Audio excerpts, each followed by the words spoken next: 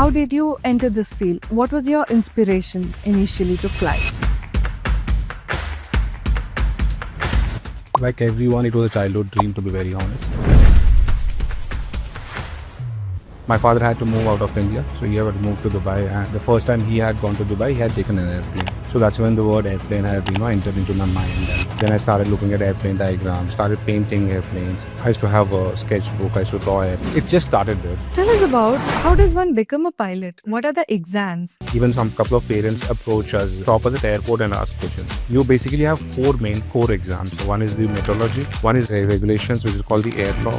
Second is the general technical, and then the navigation. These exams used to be conducted till 2 years back, 4 times a year.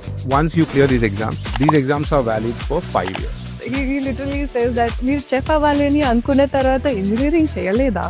అంటే మీరు ఇప్పుడు chef అవ్వాలని గట్టిగా fix అయిన తర్వాత engineering చేయలేదా? లేదే, షెఫ్ అవ్వాలనుకున్నాను, షెఫ్ అయ్యాను. What? The importance of a mayday call. When does a pilot give a mayday call? Two calls which most play the prominent role are the mayday call and the pan call. Now the mayday call goes like mayday, and then you tell what kind of an issue you have. Pan is an urgency call. Need their attention, but is not at immediate danger or risk.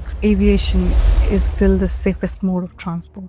Aviation is been, and I think at least for our generation, it's going to be the most safest, efficient way of traveling. I think there's no doubt about it. Who will be liable when something goes wrong? That's a very good point. It didn't click me. Probably they'll say you can use AI, but we'll still need pilot. Are you a DC or a Marvel fan? Marvel over DC any day.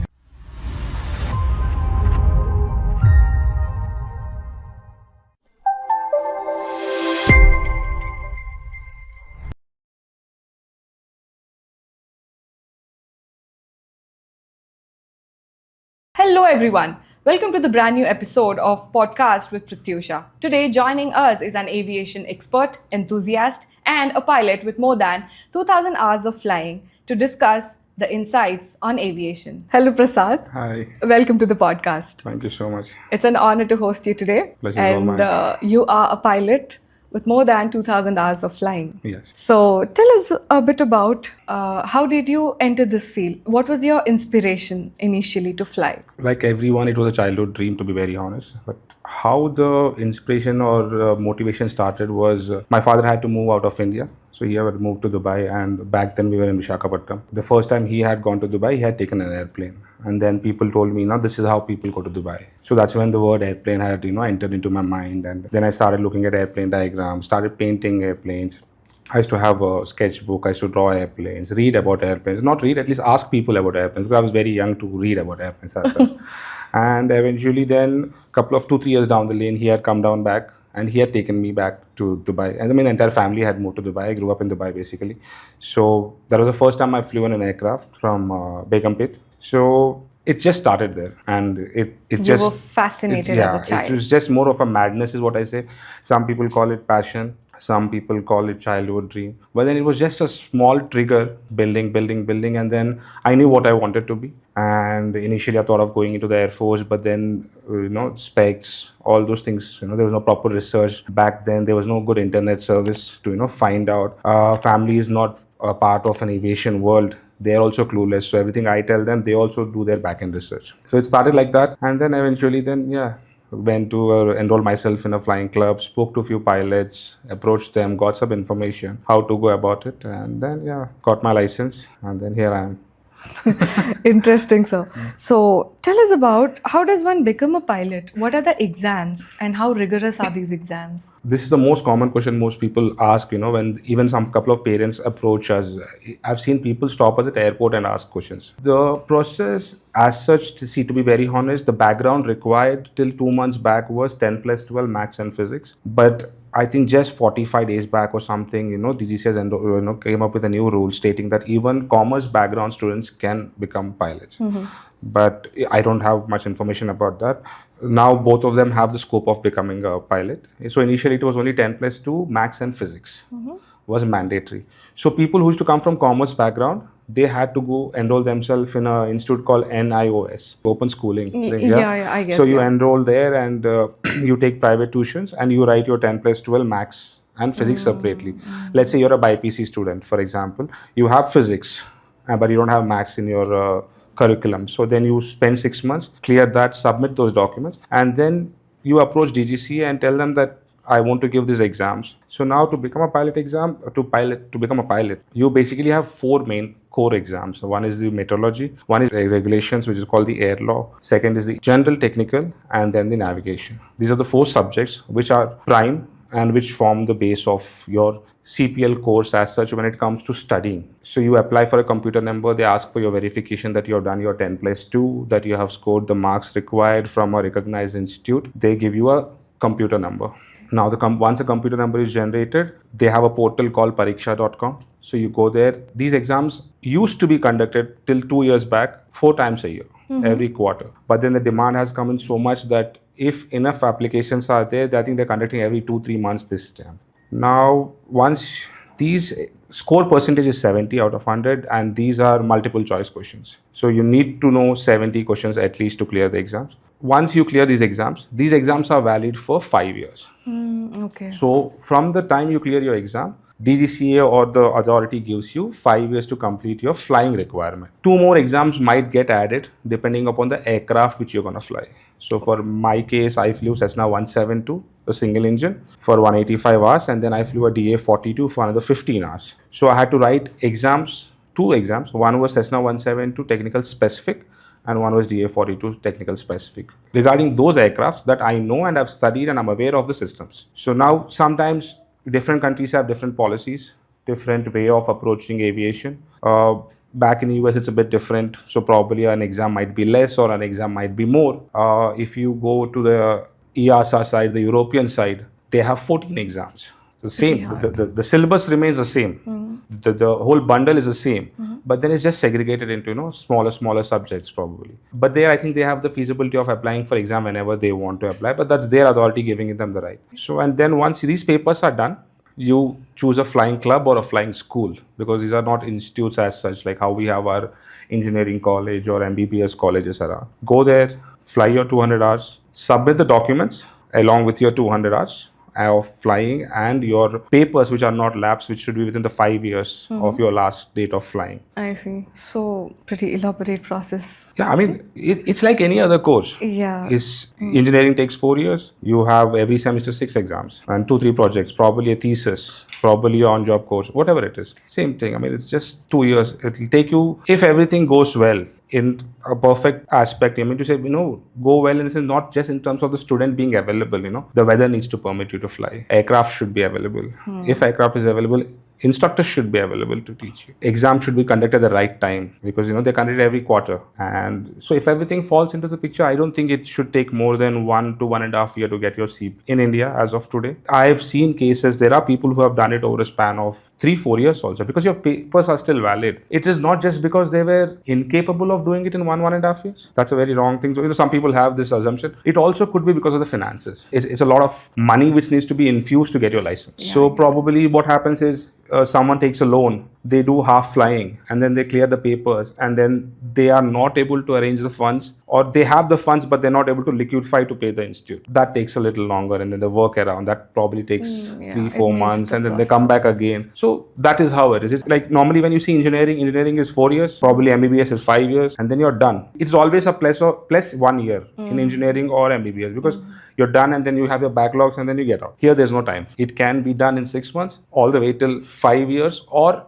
if you have done flying only in the first 4 years and you clear all your papers in the 4th year, you still have 5 years of time. Prasad, I was just thinking, if you could get a CPL just after your intermediate, like 11th and 12th, then why did you go on to pursue your mechanical engineering? I think I'll have to ask my dad. So I don't regret it now. Initially, when I just passed out of 12th, I used to think that people have gone after 12th, and I'm like, what mistake am I doing? I'm losing 2 years of time. Back then, my father always told that it's always better you do your degree. We are not stopping you from getting your CPL or flying. That's not our motto. I think in terms of your education qualification, it's always good to have a degree. To be honest, it was him who forced me. I'm not denying it, but then now I don't regret it also at the same time. So he said only one thing: get me a degree, I get you a license. Okay, that was it was more like a contract. That may not be the right word to be used, but then that was a clause he had kept, like every other parent, concerned about their kid's future. So then he said, the degree is of your choice. As I just told you in the starting, like this aviation has been always a part of my childhood. And it has increased, developed, adapted, and I'm still keen to it. And the only thing we know is aviation. So when he said that, I said no. So, but then I said, okay, maybe once, now he's the one who's funding my license. So I have to listen to him. Yeah. So I said, okay, I will do it. And then I chose mechanical only because I thought, like, just in case if this path of career doesn't work, I still wanted to loiter around aviation, stick close to aviation. Yeah. Now doing computer science engineering and, you still enter aviation. I'm not denying that, because computer science engineers are analysts in big airplane manufacturing companies, but not as close as you could get, a mechanical engineer could get on an aircraft. This actually reminds me of the movie, Andy, Mr. Polishetty, that movie. In that, he tells that in India you do first engineering and then decide what you want to do. Go on to your dreams. Yeah. He literally says that మీరు chef అవ్వాలని అనుకున్న తర్వాత engineering చేయలేదా? Then he says like that is the unsaid rule in India. Yeah. And moving on, would you agree if I would say becoming a pilot is a rich man's dream? See, rich is a very perspective. Okay, then let's quantify it. Like, if I am the average middle class Indian, you would see like earning the average per capita income in that range. Do you think I can aspire to become a commercial pilot? You can, but then see, I think it's going to cost you a little more than what the conventional courses like engineering, MBBS and MBA are costing. Mm-hmm. Like in today's date, if you talk about the leading colleges back here in Hyderabad, are charging much more than CPL. I have a couple of friends who are doing MBA for 1.5 year courses and they're paying almost 40-50 lakhs. And when I did my CPL back in 2015-16, it costed me roughly around 31 to 32 lakhs. Now, obviously because of inflation and all, I think an average student or a CPL aspirant is spending around 45 to 55 lakhs on today's date. But that's what people are spending out there for MBBS also. So why is that? It's just that, I think it's just the glamour which is showing that makes money. You think it's... Yeah, I don't think so. I mean, there are, I think some people, I just read some article for LKG and first grade, they're asking 4-5 lakhs these days. I mean, I'm not making this up. It was there somewhere. I read it. I really can't. I think I should have kept a screenshot of it, or maybe I should have read it properly. That is a lot of money. Back then, that was not the money. So I don't think so. It is a rich man's food or rich man's capability that he or she can make their son a pilot. It costs more, undeniable. But I think the more factor it here represents the possibility of is the fees is never a constant. Yeah. So now, if I as an MBA aspirant, let's say whatever MBA analytics I want to do, and I go to a college and I say, I've done my BE mechanical engineering, so would you like to enroll me? They said yes. And they say, sir, 4 years, 4 lakhs. I'm just giving you a rough figure, like just ballpark figure. Mm-hmm. They're like 4 lakhs and you're done. You'll get it. You'll get your degree. All you need to do is study a bit, pass the exams, and we'll give you MBA. But now you go to a CPL institute or a flying school or a flying club and you tell them, I want to get CPL. The first thing he tells you a plus or minus 10 lakh. He tells, sir, 30 to 40 lakhs hoga, shayad upar bhi ho sakta. That is because these 200 hours which you're flying is you're burning a fuel in a machine. So now somewhere 2 odd countries are having some issue, geopolitical situation, the fuel price is going to go up. Mm-hmm. It's really volatile. So your pricing will change. Yeah, that's one uncertain element. Yeah, right? So it is always uncertain. You just told me that you have more than 2,000 hours of flying? Roughly 2,000 hours. Yeah. Have you ever encountered a challenging situation like a rough landing or something like a action hero? No, nothing. Nothing yet. Nothing. A hailstorm or a thunderstorm that you have landed? A lot of weather. Mm-hmm. Especially this season, pre-monsoon and monsoon. A lot of weather, but then the whole point is commercial aviation, safety comes paramount. So we have our deviations, we have our rules, we have our limitations. So we think or we plan well ahead. So now, for a simple example, you're going from point A to point B and you know that there could be a thunderstorm or some kind of a weather phenomena in B, and we always start looking at options of C, D, and that's when passengers are like, galat jagah pe utar diya. That's keeping safety in mind. Knowingly, nobody would want to have such a day. I'm touch wood, as of now, nothing has happened. But yeah, weather is our best friend and our enemy at the same time. So, would you like to elaborate on that? Is it the jet streams? Sometimes jet streams help you reach a little faster. You're flying sometimes in the Middle East, towards Middle East. You take longer time to go. because the wind is against you, but then we're coming back, you at least save 10 to 15 minutes of time. For a 3.5 hour flight, 10-15 minutes is a lot of difference. Yeah, so that's how it's a friend. Yeah. And the foe we know. Yeah. So, and then there are people who, the meteorologists who study the weather patterns, they tell us what levels to fly. Because end of the day, it's a business. Revenue needs to be generated. Let it be for any airline for that matter, or anyone. Moving on, I have watched few movies that try to tap the life of a pilot. The one was that really intrigued me a lot was Surarai Potra of starring Surya. Yeah. And there are other Hollywood movies like Captain Sully. Yeah, mostly these were my favorite. So what is actually your favorite movie which shows the life of a pilot very close, which has almost come close to that? I think I'll go with Sully. Captain Sully. Captain Sully, that's the only movie which is... there are many movies, to be honest. My favorite still remains Behind Enemy Lines. It's an old movie of 2002 or something. It's a fighter jet movie, and it's an amazing movie. There are a couple of other movies, but then the closest to the heart and the one which you connect easily is Captain Sully's. The Miracle on... It's called The Miracle on the Hudson also in the Nat Geo. Yeah. But yeah, that's a good one. And even in Telugu, the same movie what you're speaking about has been remade. It's been remade in Hindi. Yeah, there are a couple of movies. And have you stumbled upon this movie Uyire? It's from Malayalam industry. I remember seeing it. Yeah, so there is actually, for the viewers who don't know, it's a Malayalam movie. There is a woman who aspires to become a pilot. Yeah.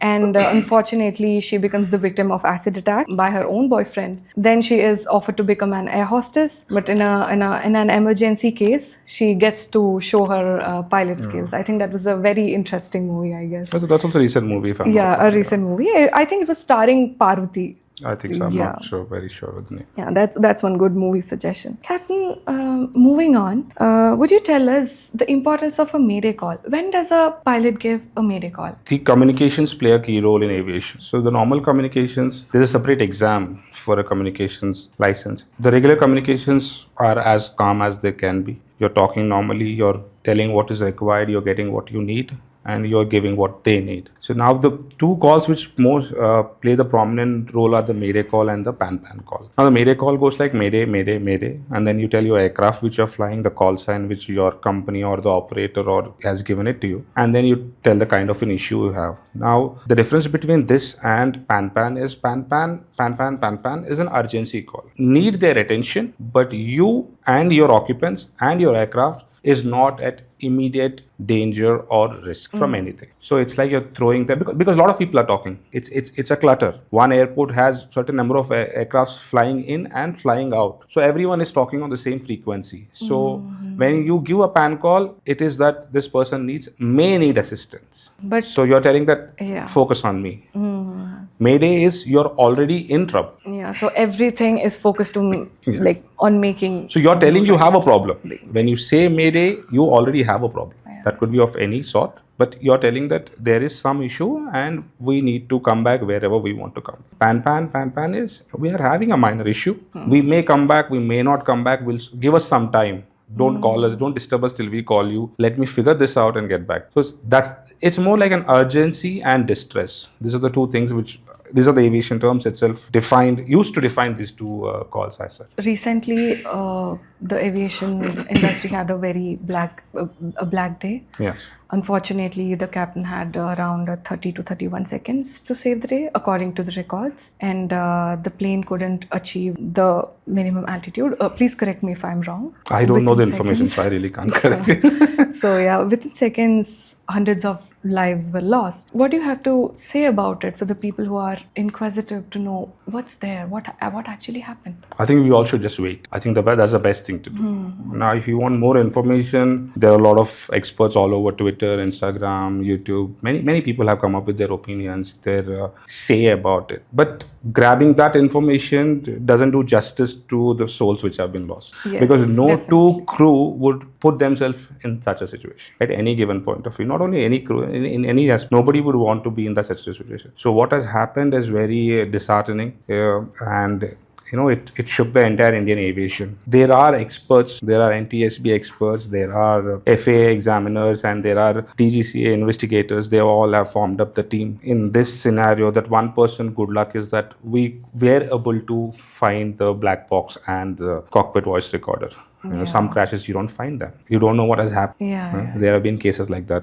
There has been one or two odd case. One of a major airline, the aircraft went missing from the sky. Yes. Even today, nobody knows. And all the theories are out there. So now, if you want to believe those theories, yes, there are 110 theories. There's a theory of alien also. Then it may be there somewhere. come on. The ideal thing we need to do is the black box have been shipped to USA. We spoke about Captain Sully. He's also a member of NTSB and he's one of the chief investigators of an NTSB. If you watch Nat Geo, if you watch Nat Geo, he comes in many of the investigations. He specializes in human factors. So they're gonna decode it and they're gonna give us what has happened in that span of time which you mentioned, or the altitude which you mentioned. They are going to throw us logics with evidence. So I think we should wait. I think it won't take much time because, as I said, that 1% luck has happened that we have found goddess intact and they're in safe hands. I think we should just take a deep breath and wait. There's nothing much to do. But then, see, you want to discuss about it, there are n number of theories. But then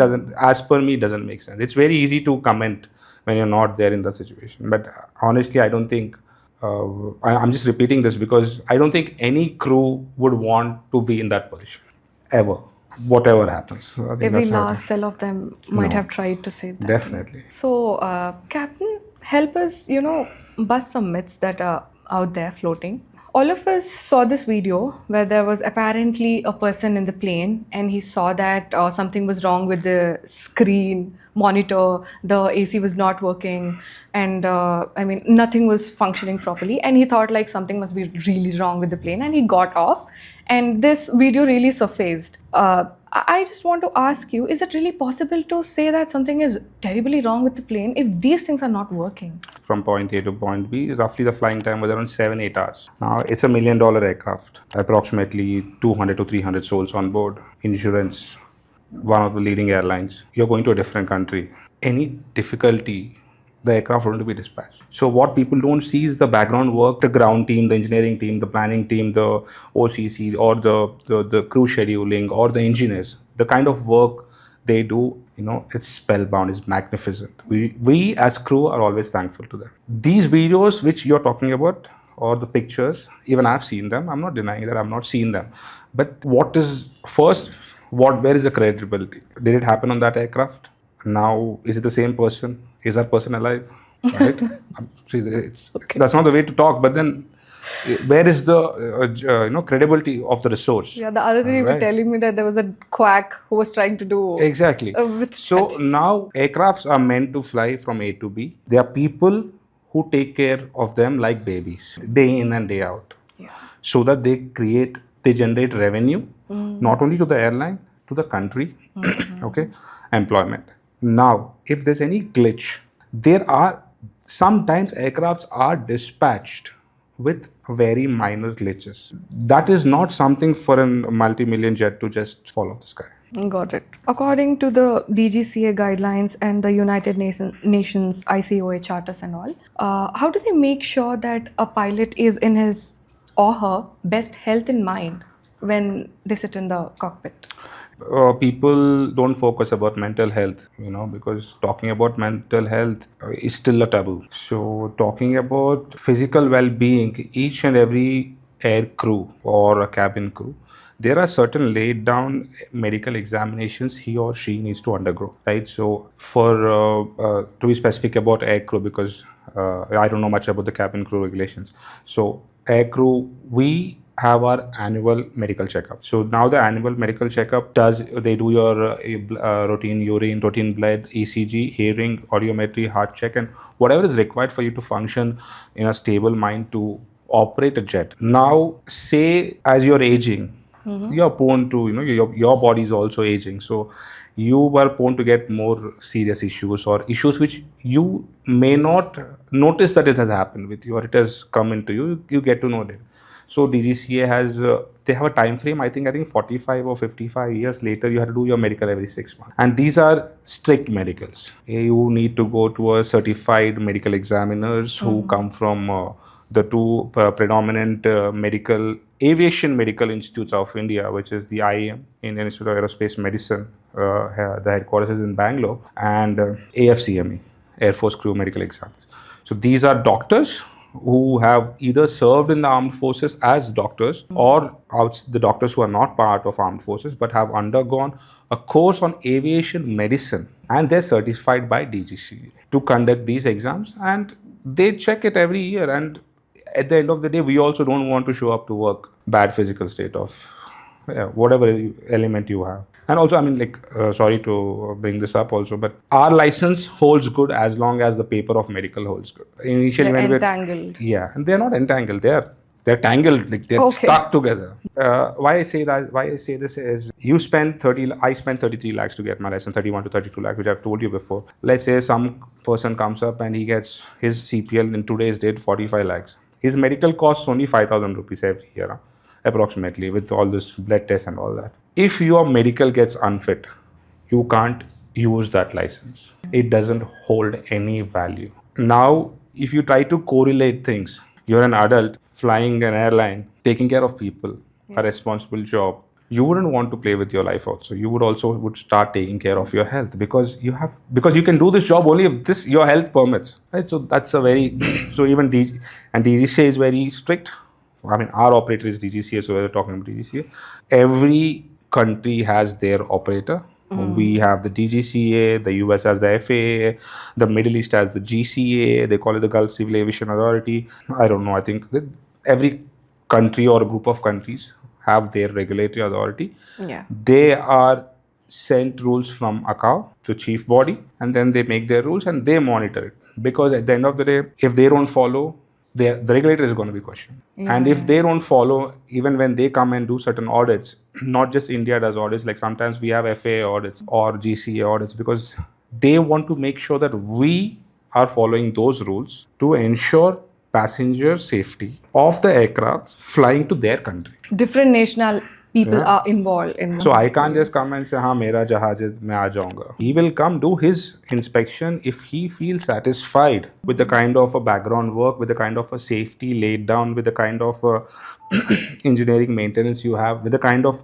crew licensing, crew training, crew medical follow-ups you have. He says, "Okay, now I trust you guys, so you guys can fly to my country." So that is medical is a very key important thing, because your life. It's a deal breaker. It's a deal breaker. I know people who have got licenses and have never flown because of medical issues. I have known people. I still know them. But that is life. That is something which we cannot do much about. Captain, tell us, how are pilots trained to deal with a bad day, like a bird hit or a hailstorm or a bad weather? So basically what happens is, once you get your license, you are trained on smaller aircrafts. You are trained on aircraft approximately less than 5,700 kgs, where 1 to 4 people sit, sometimes 6 people sit if you're training for the multi-aircraft, and then you get your license. Because that shows that you're able to fly aircrafts, you understand navigation, you're able to do a basic flight from A to B in a small aircraft. Now when you come to a commercial jets, the jet size varies all the way from 77,000 kgs to up, whatever weight it is. How are you trained for that? So once you get inducted in an airline, or let's say they come and like an A airline comes and says the candidates XYZ are selected for the job as pilots in their organization. So first thing they need to do is they need to train them on the aircrafts they have. A common rule in aviation is you can't fly 2 different aircrafts at any given point of time. You're trained for this aircraft, you're supposed to fly that aircraft. I see.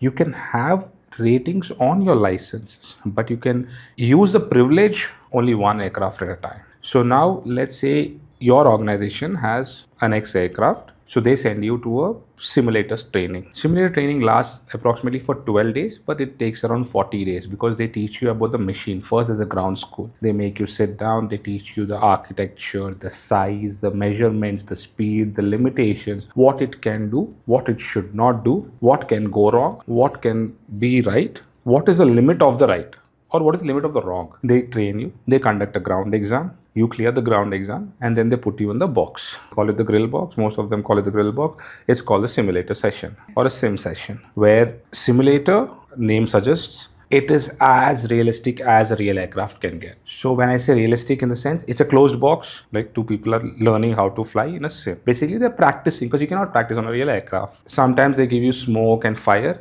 You actually see a smoke inside the cockpit. That is the kind of realistic thing you're talking about. Yeah. I think it's to like psychologically Simulate. train you. Psychologically, mentally, physically, you know what's happening, what could happen. Because on a real aircraft, most of the pilots who are flying every day might not have seen smoke, but they're trained. So you do 12 to 13 sessions as per the regulatory authority, whatever, as per the aircraft manufacturer says that your pilots need to do these many sessions. These many things are important. Regulator says, okay, I'll add one more session because I want my country to be safe. Airline says, no, I want to add one more session because I want my company to be safe.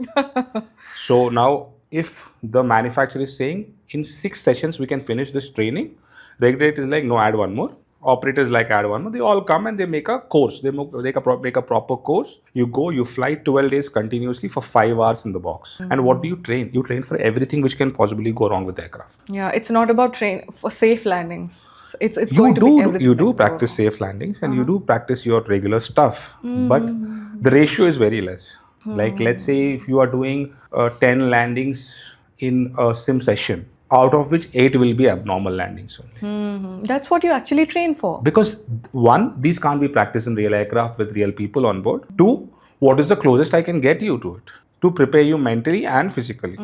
Muscle memory, as we call it. You finish these 12 sessions, they do a check.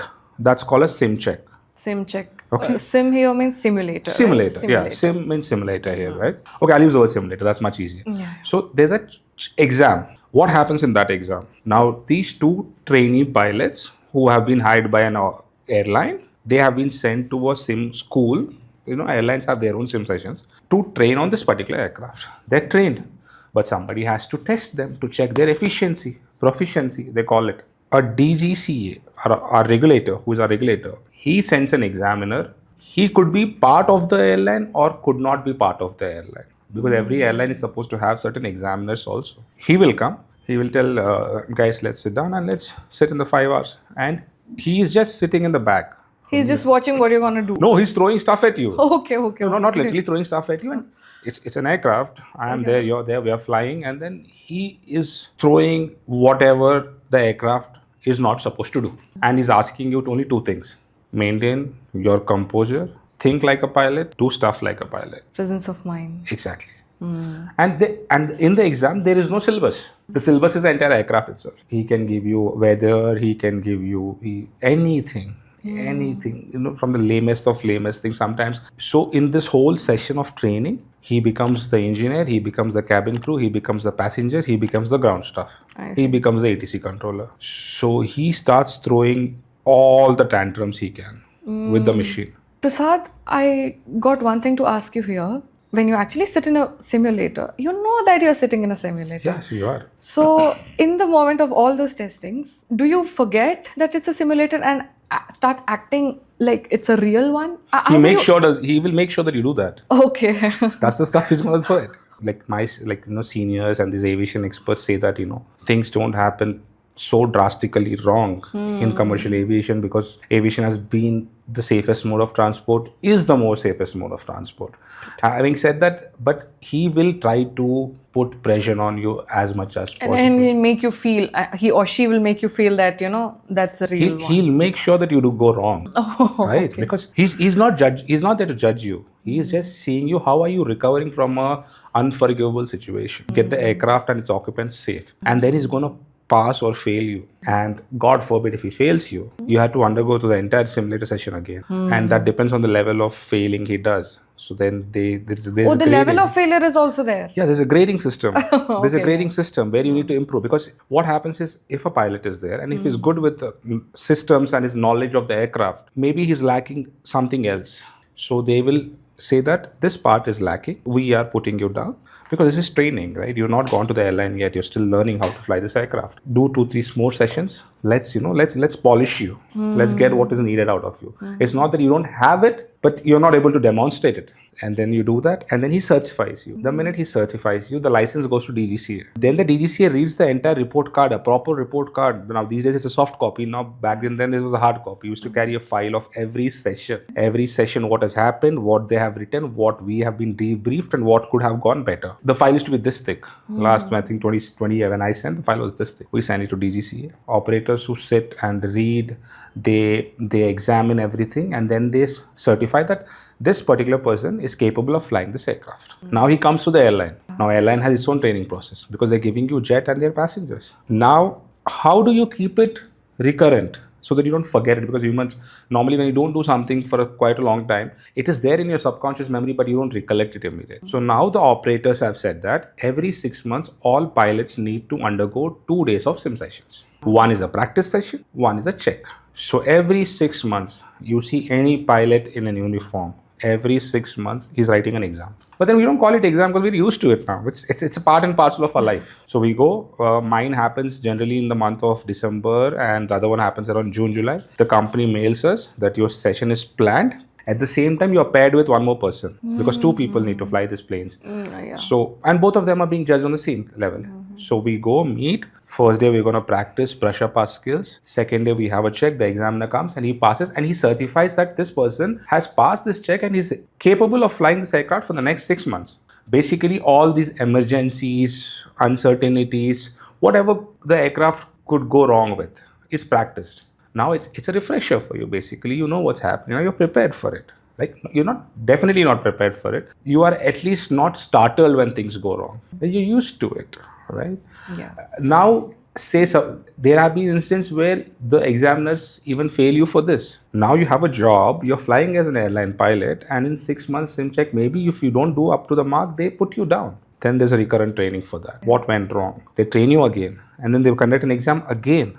And then they say, okay, go fly. This is the kind of a preparation we go for uncertainties. And the sim or the simulator sessions, everything is uncertain. It is only emergencies which we practice. Because that is what, as I said before also, these emergencies cannot be practiced on a real aircraft. 1. 2, we don't know when and where what's going to pop out. So the more you're prepared or the more you're aware, the less you mess up things. As I think the Greek saying goes like, the more you bleed in the practice, the less you bleed in the war. True. I think that's all. It's rigorous. It is very intense. It is intense. I think all this culminates into that one thing, that aviation is still the safest mode of transport. If you look back into the roots of aviation, it has started long back. I can't even recollect when it started, but I think 1900s approximately. But till today, okay, we don't know what kind of mode of transport we're looking in the future with space travel and all that. I think aviation has been, is been, and I think at least for our generation, it's going to be the most safest, efficient way of traveling. I think there's no doubt about it. I mean, there's always a discussion about it. There's no doubt about that. When we compare it with the roads or the railways, at the end of the day, we have only 3 modes of transport. One is the road, one is the railways, and one is the ships. Now, you need to measure what is required and how it's required. But the problem here is a small incident or an accident in aviation gets a lot of limelight. it gets a lot of attention than the other accidents. Not a lot. It only gets attention. It gets so much attention that we start missing out on the facts. We're having a conversation here now. God knows how many accidents are happening on all the NH and state highways on the road right now. Agreed. Yeah. But nobody cares. Nobody cares about it, yeah. But it's not that nobody cares, but I think the entities or the stakeholders involved is very important and very large. So that is where the entire attention comes from. It's absolutely that. But again, I find air to be safer than the roads at the end of the day. True. Not only roads, any mode of transport for that matter. Yeah, given this meticulous training, these many stakeholders, it has to be the safest one, definitely. Captain, tell us how technology has evolved in this aviation industry in terms of ensuring more safety for the passengers. Passenger safety, if you see the kind of examinations of, the engine examinations, or they call it the C checks of the aircrafts, after certain hours of flying, the aircraft goes into a C check mode, where they, literally dismantle the aircraft, check for any cracks, any disintegration of the parts, and engineers should be able to answer much better, and then they say that the aircraft is safe. Aviation is, as we said, it's a limelight industry. So whatever technology comes, by default is incorporated first in aviation only, right? I mean, like, people want to flaunt their brand.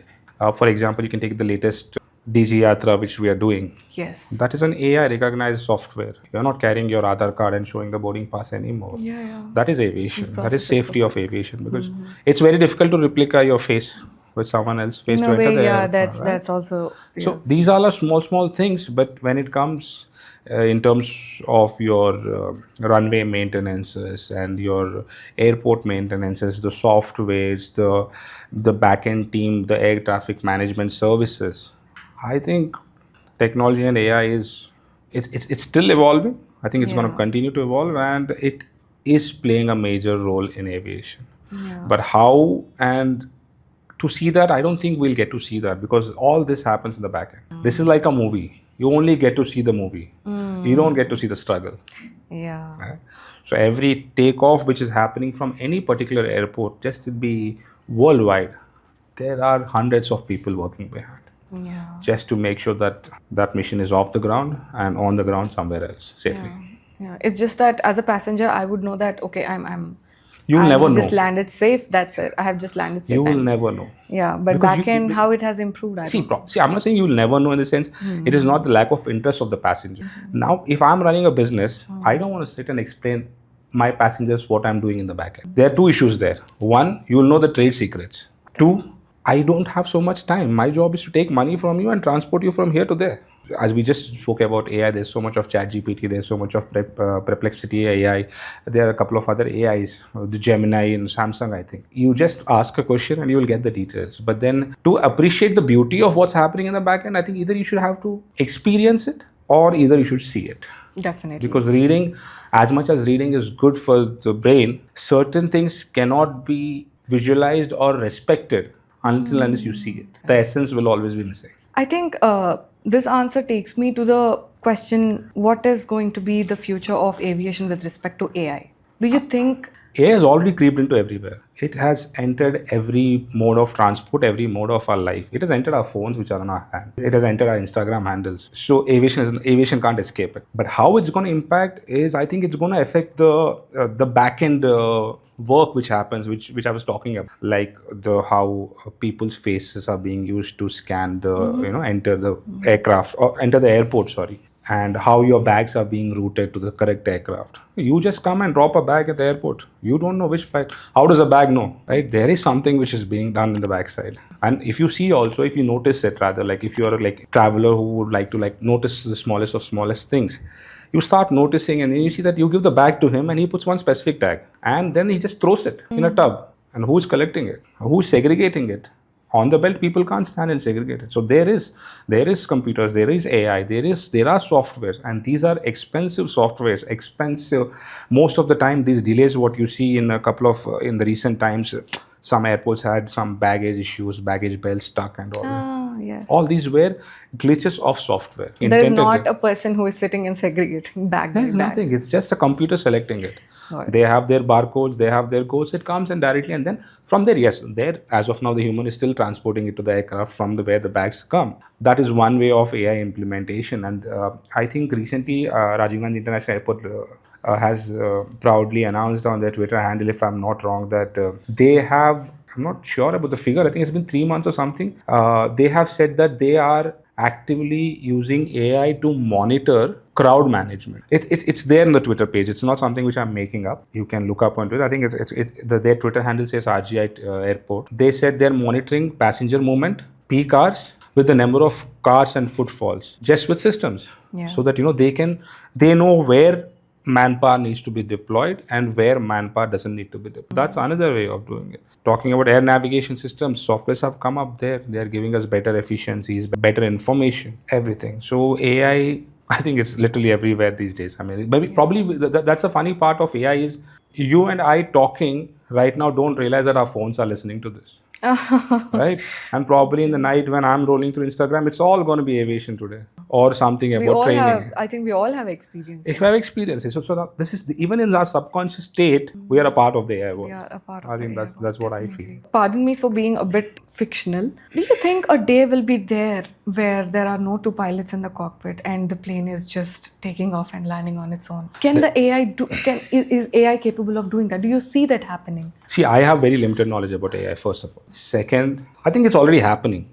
Third, it's not happening with commercial transportation. What is a drone? Everywhere you see a drone, let it be filmography, let it be videography, that is unmanned aviation. There's a drone license. There's a course for license. It costs around 55,000. A certified drone certification costs you 45,000 rupees, 7 days of course, one examination, and 6 hours of flying or something. And you need to be certified to fly it. That is unmanned aviation. There are well-developed nations with their best of best air force using drones massive size of aircrafts. They are flying without pilots. Recently, I just read an article, I think it was Germany, they have commissioned their first ship on a mission without captains on board. The entire ship was being monitored or sailed from an island. How impressive this is. But having said that, is it gonna creep into cockpit of civil aviation? It should be happening. It might happen. I think there's no probability. Yeah, the problem is it comes with is like who will be liable when something goes wrong. Exactly. That's a very good point. It didn't click me. See, I think liability is one thing. More than liability, accountability. Probably they'll say you can use AI,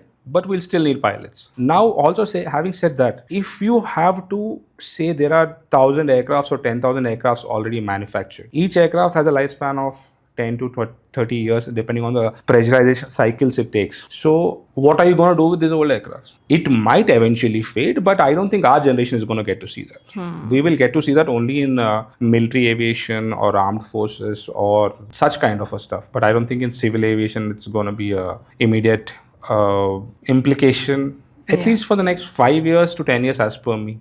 I think first it should start with cars, trucks. They're still struggling with the cars itself. So, change is inevitable. Appreciate is accepting the adaptability and trying to adapt to what is coming at you. That is what you should respect, and it might come, it might not come. It's a very, it's a totally gray area. Yeah, and I think a large chunk of it depends on the national government as well, the incumbent government. See, the problem is, talking about governments, aircraft manufacturers should be safe enough to say that my aircraft is safe to fly without. I don't know the crowd in India. I mean, like when I say I don't know the crowd, I think even today, as of we speak, July 1st or July 2nd of 2025, right? July 1. July 1st, sorry, my bad. July 1st. So I don't think even 10% of, I think hardly 20 to 30% population have seen an airplane and have flown in an airplane. If that is the ratio, what audience are you targeting? AI will play a major role, is playing a major role, but talking about unmanned commercial aircrafts being used in civil aviation is something which we can, never, there's no solid answer. I mean, tomorrow some company might come and say that this is the best I can give you, and he might give you a good price to promote it, and you might start buying it, and then suddenly within 5 years, all pilots are jobless. It shouldn't happen in the same. Yeah. Captain, honestly, in disasters tarvata, people are genuinely scared and to board a plane. Adi safe kada, chala panic attacks kuda vastunnai. What do you have to say about aviation as the most safest mode of transport? What do you mean by in disasters? In disasters ante recent ga aina crash gaani alantivi. We are generalizing the quantity, and what are we comparing it? Right? As I said previously also, we are not comparing with the statistics of road accidents, number of deaths happening on road, number of deaths happening on the sea, number of deaths happening in any other mode of transport. Having said that, we cannot quantify the accidents. Now, when we say we cannot quantify the accidents, the most prime thing is, as I've told you before, the stakeholders involved in aviation play a very prominent role. In terms of political, geopolitical issues also. So a minor thing gets such a massive limelight. So we as humans are emotional human beings. That's what makes us different from other species. So when you see such incidents or accidents, we let them affect us without comparing with other facts. So that is the only reason why I see people getting panic attacks or the people scared. In the recent Black Day, what you have mentioned in aviation, the airport was up and running in under 6 hours. People were coming in and going out. There were pilots who were flying. Oh my God, that's so true. See, when there's a team, you call it a family. Now for us, it's a family under the sky. We all are family. We all know how shattered we were that day. But just like 6 hours, 3 hours, everyone was flying back in and back out. People were traveling. We need to start comparing it with statistics of other modes of transport. That is when you can say that this mode of transportation is not, which we are not doing. So as per me, again, there's the same sentence which I'm going to repeat. Aviation has been the safest mode of transport. It is the safest mode of transport, and it is going to be the safest mode of transport. And the solid reason for that being is the same stakeholders which are involved. They will make sure. They will ensure. It's an image, it's a brand, it's a country being represented on the map. Full-fledged carriers around the globe. God forbid something goes wrong.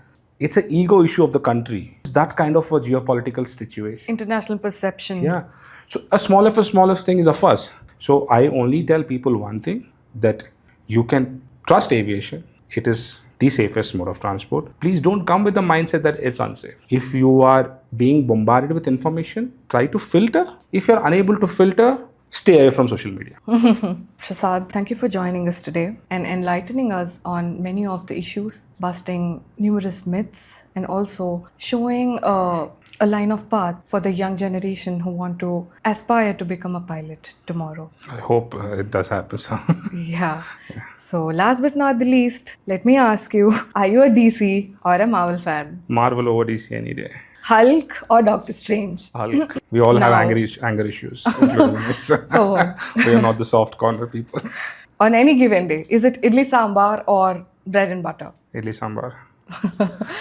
That's it, Captain. And finally, what is the philosophy for your life? There's nothing called philosophy. It's the same thing what people have been, our forefathers have been telling, our parents have been telling. It's the same thing. I think there are only 3 things which I believe in as such. Be punctual, put in your effort. I won't call it hard work, because what is hard work for me might not be hard work for the other person. It's a point of perspective. So put in your effort in what you want. That effort should have a goal at the end of the day, and be consistent. You fall down, be shameless, get up, dust yourself, start again. Because I think, I tell this to a couple of my friends also. Sometimes, when we have this really interesting and logical conversations, I tell, it's better to go to bed with the thought that you have tried, but not with the thought that kash mein karta to ho sakta. Yeah. So that regret. That's The regret something. of an unrealized potential is... Yeah, not trying. Yeah. See, you try and fail. Probably, if it is not meant for you, it might open a door to something else. Fantastic. Right?